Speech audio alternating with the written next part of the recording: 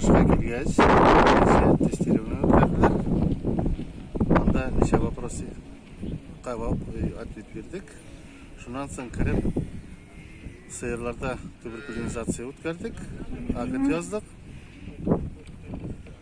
Шунан ветеринар болып Актаныш районында Таң қажалығында бір елдан артық ішлеймін.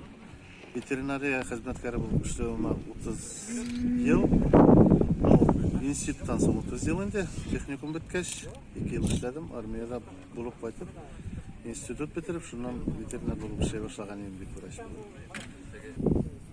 Хәзерге чорда элеккеге эшләргә караганда үзгәрешләр күп инде. Хәзер технология заманы да керә инде. Ниләр и даруларның исемнәре дә үзгәрә.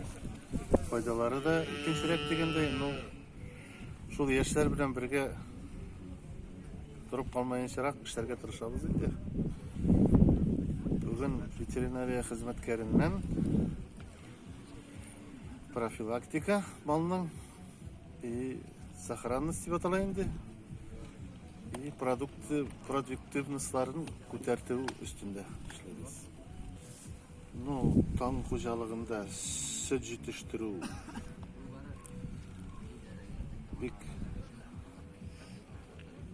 бик әкрен бара, конечно, аның өстендә эшлибез. Саклап калу өлешендә бозауларны, малны саклау турында аңа бөтен көчне куеп эшлибез инде. Не всегда получается, анда миннән генә тормый, анда производственные вопросы дип атала, человеческий фактор тоже место имеет быть. Ничектер на должном уровне җиткерергә тырышабыз инде.